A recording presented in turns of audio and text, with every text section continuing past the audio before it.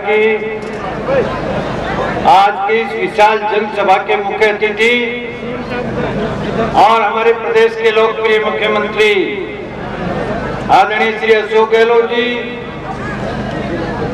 यहाँ के लोकप्रिय विधायक और राज्य के संसदीय सचिव श्री रमेश मीना जी, देवी सपोट्रा और करौली जिले से आए हुए कांग्रेस के सभी प्रमुख कार्यकर्तागण और हजारों की संख्या में उपस्थित किसान भाइयों, नौजवान मित्रों, बहनों और प्रेस मीडिया के साथियों, सबसे पहले तो मैं जिला Congress committee, block Congress committee, यहाँ के विधायक और सांसद महोदय को, जिला प्रमुख जी को, ब्लॉक कांग्रेस कमेटी के अध्यक्षों को, सभी को बधाई देना चाहता हूँ और आभार भी प्रकट करना चाहता हूँ माननीय मुख्यमंत्री जी का कि वो प्रदेश कांग्रेस कमेटी के द्वारा आयोजित इस कांग्रेस संदेश यात्रा को सफल बनाने में अपना पूरा समय दे रहे हैं और आपको सुनने के लिए, कांग्रेस को संदेश को लेने के लिए इतनी बड़ी संख्या में उपस्थित हैं। 3-3.5 घंटे की देरी होने के बावजूद आप यहाँ पर मौजूद हैं। इससे यह साबित होता है कि आप लोगों का जुड़ाव, आप लोगों का लगाव कांग्रेस पार्टी के प्रति कितना है और राजस्थान सरकार ने जो जनहित के फैसले किए हैं, जन कल्याण की योजनाएं दी हैं और जो विकास के काम किए हैं, उनको आप कितना पसंद करते हैं। आप बधाई के पात्र है। ये आज मैंने सुना कि कैला देवी का मेला भी अभी शुरू होगा। आज पर कांग्रेस पार्टी द्वारा कांग्रेस संदेश यात्रा की शुरुआत की गई है। इस यात्रा के माध्यम से हम 200 विधानसभा क्षेत्रों में शहर, कस्बा, गांव, ढानी, घर घर तक पहुंचाने का काम करेंगे।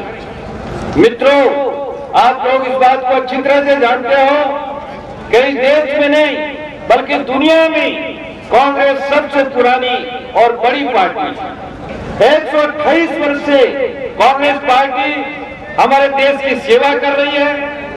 कांग्रेस पार्टी ने पहले देश की आजादी की लड़ाई लड़ी, महात्मा गांधी जी के नेतृत्व में, पंडित जवाहरलाल नेहरू के नेतृत्व में, मौलाना अब्दुल कलाम आजाद के नेतृत्व में, सरदार वल्लभ भाई पटेल के नेतृत्व में 62 साल के संघर्ष के बाद में इस देश को मुक्ति दिलाई, आजादी दिलाई, अंग्रेजों को यहाँ से भगाया और उसके बाद में लोकतंत्र को कायम किया, वोट का राज कायम किया।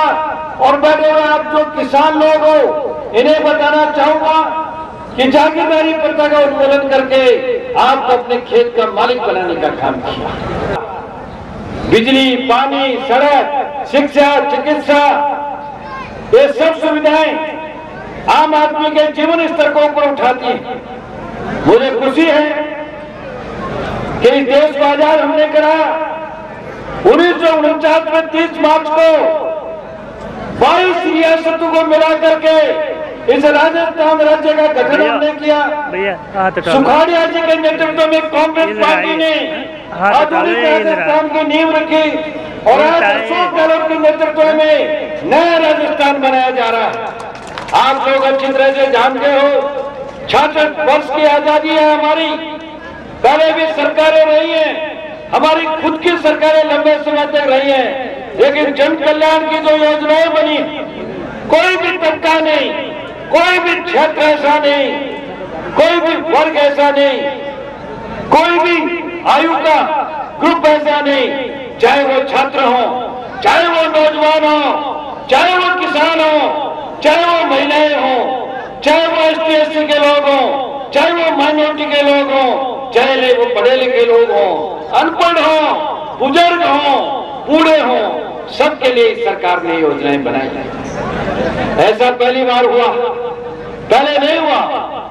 एक कांग्रेस जो सबका ध्यान रखती है, लेकिन आम आदमी और गरीब आदमी का विशेष ध्यान रखती है। सोनिया जी ने जो नारा दिया है, राहुल जी जिस बात को कहते हैं, अशोक गहलोत जी उसको लागू करते हैं।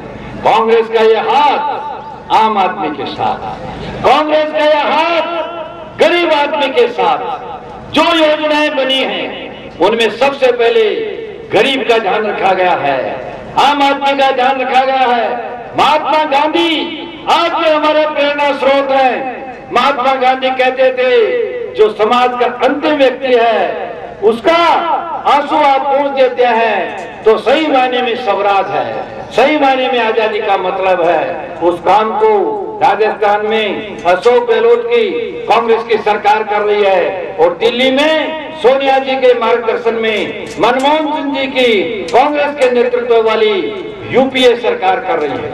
योजनाओं के बारे में मुख्यमंत्री जी आपको विस्तार से बताएं। हमारे विरोधी लोग हैं वो भी विरोध नहीं कर पा रहे हैं योजनाओं का। अभी बजट आया उसकी घोषणाओं का भी विरोध नहीं करते हैं। वो केवल एक बात कहते हैं योजनाएं तो अच्छी हैं लेकिन लागू ढंग से नहीं हो रही। योजनाएं तो अच्छी हैं लेकिन प्रचार ढंग से नहीं हो रहा। मित्रों, योजनाओं को लागू करना, बजट की घोषणाओं को पूरा करना वो काम अशोक गहलोत जी का है। अशोक गहलोत जी को भी कोई आप आज से नहीं जानते हो, कांग्रेस को भी कोई आप आज से नहीं जानते हो। ये कांग्रेस है जिसको राज करना आता है, जिसको देश चलाना आता है, जिसको देश बनाना आता है। मैं आपको एक बात आपसे पूछना चाहता हूं, आपके माध्यम से भारतीय जनता पार्टी के लोगों से पूछना चाहता हूं, क्योंकि हम कैला देवी के इस धार्मिक स्थल पर यहाँ खड़े हैं। 23 साल पहले अयोध्या में राम के मंदिर को बनाने के लिए ये आडवाणी रथ यात्रा में सवार हुए थे और इन्होंने कहा था कि हम अयोध्या में राम का मंदिर बनाएंगे। क्या हुआ? पूरे देश भर में हिंसा फैली, दंगे फैले, भड़काऊ भाषण दिए गए, रक्तपात हुआ, 400 लोगों की जानें चली गई, लोगों का करोड़ों अरबों रुपया इकट्ठा कर लिया। केंद्र में इनकी सरकार बन गई, राजस्थान में इनकी सरकार बन गई, उत्तर प्रदेश में इनकी सरकार रही। लेकिन मैं आपसे पूछना चाहता हूं 23 साल में राम का मंदिर बना क्या?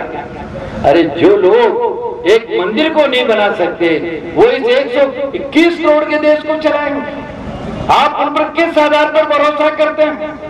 भारतीय जनता पार्टी का कोई नीति नहीं है, कोई उनकी नियत नहीं है, न कोई उनका नेता है, न उनके पास कोई कार्यक्रम है, न उनकी कोई विचारधारा है। कांग्रेस पार्टी में कमियां निकालते हैं, जात और धर्म के नाम पर लोगों को लड़ाते हैं, लोगों की भावनाओं को भड़काते हैं और उसके बाद में वोट हासिल करके धोखे से राज में तो आ जाते हैं लेकिन जनता के हित पूरे नहीं साधते हैं। कांग्रेस की सरकार बखूबी से कर रही है, चारों तरफ इसकी तारीफ हो रही है, विरोधी भी विरोध नहीं कर पाते हैं। लेकिन लोकतंत्र में विपक्ष का भी धर्म होता है। ये वसुंधरा राजे जी राजस्थान की गलती से मुख्यमंत्री भी रही, ये अपनी पार्टी की नेता प्रतिपक्ष भी रही, ये अपनी पार्टी की राष्ट्रीय महामंत्री रही और आज वो अपनी पार्टी के अध्यक्ष। आज तो वो यात्रा करने की बात कर रही है, सुराज की बात करती है। उनका सुराज लोगों ने देखा है, पहले तो नई नई चीज चल गई, अब जनता को पता चल गया है। ये करौली, सवाई माधोपुर, धौलपुर, भरतपुर, दौसा के लोग जानते हैं कि कैसे यहाँ गुजर मीणा में उसने लड़ाई कराई और कैसे यहाँ पर रक्तपात हुआ, किस तरह से लाठी गोली चलती थी, किस तरह से बिजली पानी मांगने वाले टॉप और रावला घरसाने के किसानों को भून दिया गया था।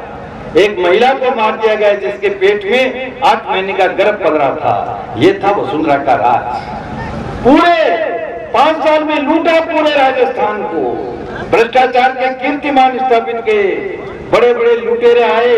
एक लुटेरा तो लंदन में विदेश में घूम रहा है, रेड कॉर्नर वारंट जारी है उसके खिलाफ। ललित मोदी उसका नाम है, राजस्थान का रहने वाला नहीं है और आज भी वो वसुंधरा जी से मुलाकात करता है। मैं इनसे पूछना चाहता हूं, क्या बड़ी बड़ी धर्म की बात करते हो, जिम्मेदारी और दुख दर्द की बात करते हो, आप 4.5 साल तक कहां थी? आप बताओ अपने छाती के ऊपर हाथ रख करके कि उन्होंने करौली, सवाई माधोपुर, दौसा और भरतपुर का कभी दौरा किया?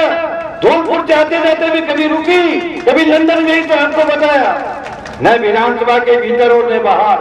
किसी भी सवाल को लेकर के उन्होंने आपकी आवाज को नहीं उठाया, उन्होंने विपक्ष का धर्म नहीं निभाया। और आज जब चुनाव आ गए हैं तो यात्राओं को निकलने की बात करते हैं। मैं आपसे पूछना चाहता हूं, क्योंकि हम एक धार्मिक स्थल पर यहां खड़े हैं, ये आस्था के केंद्र हैं, सभी लोग उनके अपने इष्ट देवता होते हैं, माने कर सकते हैं। और ये भी निर्देश है राजनीति करने वाले लोगों से हम कहना चाहेंगे कि उन्हें राजनीतिक उद्देश्यों के लिए धार्मिक स्थलों का दुरुपयोग नहीं करना चाहिए। वसुंधरा जी और बीजेपी के लोगों से भी मैं पूछना चाहता हूं कि आप धार्मिक स्थलों से ही क्यों यात्रा शुरू करते हो? क्या वहां पर जो लोग इकट्ठे होंगे उनको ही बीजेपी का बता करके अपनी यात्रा को सफल करना चाहते हो? उस पर भी हमको कोई आपत्ति नहीं है। बस मैं तो इतना ही कहना चाहूंगा कि भाई धार्मिक स्थलों से रैली निकालो, यात्रा निकालो, सभा भी करो, कोई बात नहीं, लेकिन एक सवाल का जवाब तो दो। लोगों की भावनाएं भड़काते हो, धार्मिक भावनाओं का शोषण करते हो, भोले भाले लोगों को बेवकूफ बनाते हो।